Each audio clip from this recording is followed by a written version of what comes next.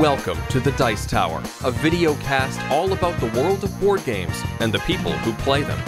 This is the 2010 edition of our annual Top 100 Board Games of All Time, featuring the Vasel family.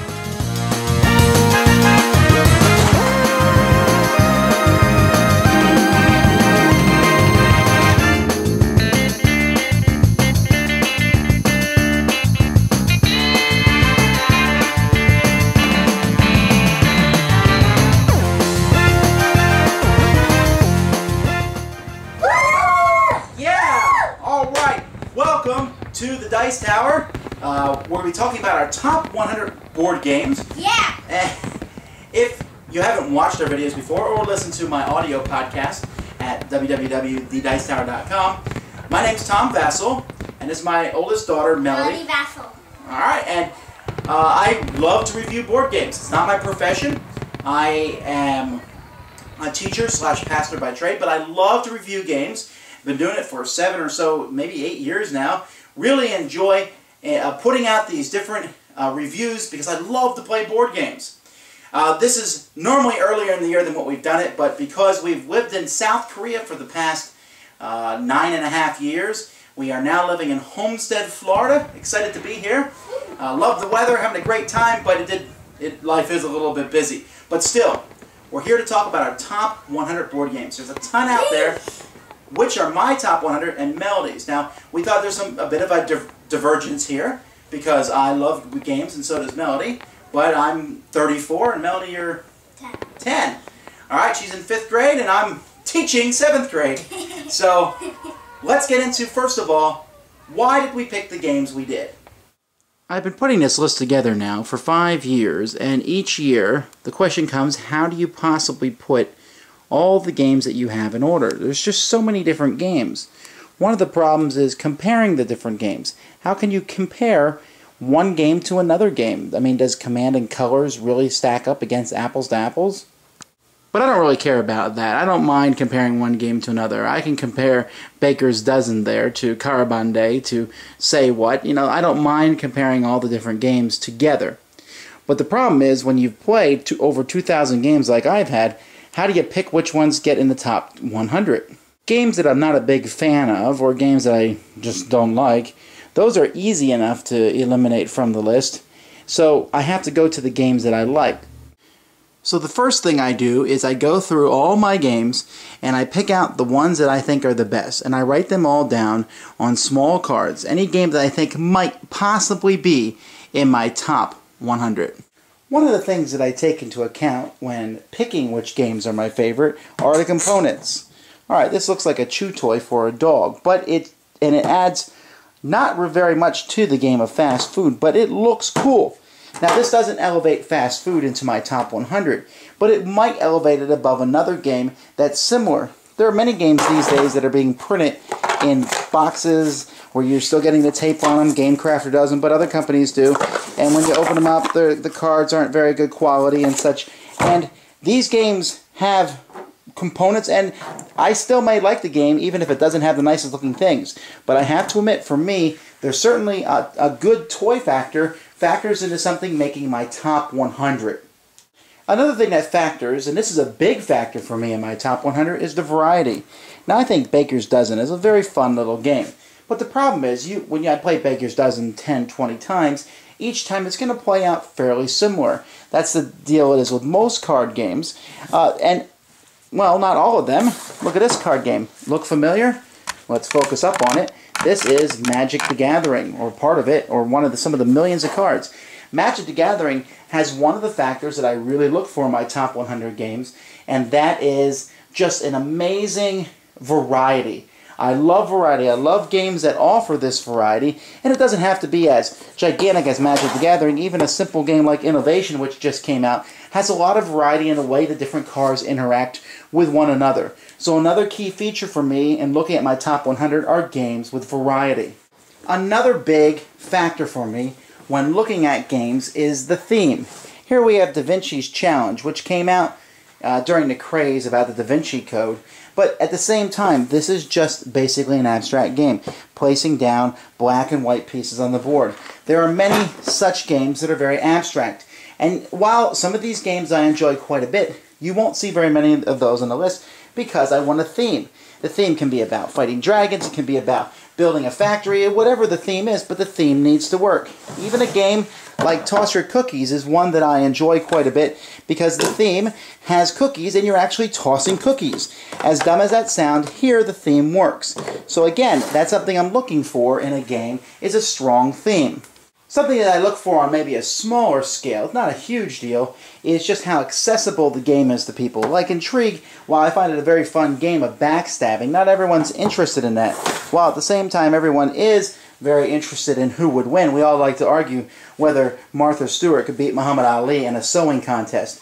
That sort of thing is funny and interesting and works with a lot of people. Now again, this is not something that I'm a huge, doesn't matter too much for me for my top 100, but it is something I took into consideration. By far, though, the most important factor when I pick games for my top 100, and this can really negate everything else, is simply how fun the game is.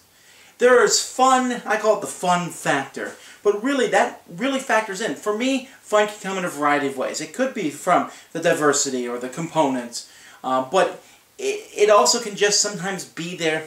Behind me on the shelf here are many of my party games. I love party games. And there's a lot of party games, well, maybe not a lot, but there's several party games on my top 100 list. They're not that diversified. They're not that in-depth. I'm not going to get any strategic meat out of them, but they're just fun to play. And I think people who push these off to the side, oh well, too bad for them. But I do understand that there are some games that I don't consider much fun at all, and you won't see on my top 100 list. I don't consider bland, okay, and some people won't call them bland, but bland, themeless Euro games aren't a real big hit with me, although there's a few, and you'll see a couple of them that I do like for some reason because the mechanics grab me.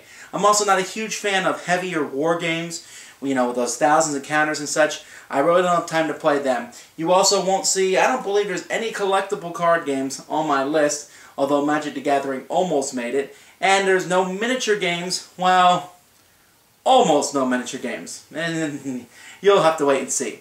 But that's what I'm looking for in a game. I like games that are fun, not boring, and also games that are for my age and stuff. So when it's time to put together my top 100 list, like I said, I go through my whole game collection and I look at all the different games that I might take and I write down anything that I might be interested in, and then I write these names on cards.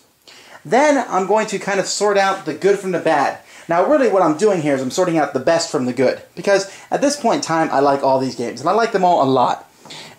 I've heard people say before, oh, you only have, that game didn't make your top 100. Yeah, but out of 2,000 games, making my top 100 is a pretty big deal. Making my top 400 or 500 are games that I enjoy. That's 1 out of 4 games. But we're talking about 1 out of every 20 games I've played makes the top 100. But anyway, so I take the names and I write them all down, and the pile's much, much higher than this. But at its basic thing, what I'll do is I'll take 2 cards. For example, Vikings and Queen's Necklace. And I'll say, which one of these do I like better? Vikings. I put Vikings on one pile and Queen's Necklace on the next. And I'll say Giants and Sports Click. I guess Giants. And I'll put Sports Click on this pile. And then Bootlegger and Scepter of Zavendor. And, oh, easy, Bootleggers. And then once I'm done with that, I will often take this loser pile, and then I'll go through them, and all the winners go back up on the winner pile. Then I'll take the winner pile, do them, and put all the losers on the loser pile. And I'll keep shuffling around time and time and time again until I have a pile that I'm pretty sure is all better than this pile. And then that pile's gone. And then I keep doing the same thing till I get down to 100 games. Once I'm at 100 games, I then, and this is a variation of what I did last year, is I take a game and I say, okay, I like this game a lot. Then Giants, does it come behind Bootleggers or in front of it? Oh, behind. And Vikings, oh, that's worse than Bootleggers, but better than Giants. And I'll keep doing that till I have them all sorted out. That's different than I did last year, but I did that mostly because just of a change of pace. If you want to see how I did it last year, check it out then. Thanks so much for watching this. We'll have much more in our next episode where we're going to start from 100 and go to 96, and then we'll go down from there and there and there and there until we get to #1 game. But I just want to say a quick word, a sincere word of thank you for all those who like watching our videos. If you like the videos, check out our website. We have an audio version of a show that we put up weekly there. Lots of good things there. Always talking about board games. And one more thing. I often get comments in our games and in my reviews that we don't treat games as well as we should. It's just our opinion. Well, people say that we should, be very careful as we hold them and treat them like they're in a museum and such. And for that, we're very sorry. And we offer up this closing tribute to you all.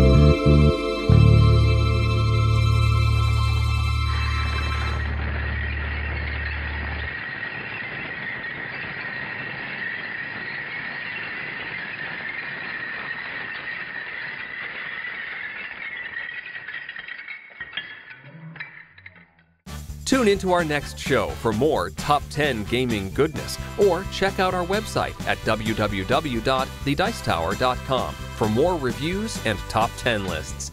Until next time, I'm Eric Summerer, and you've been watching The Dice Tower.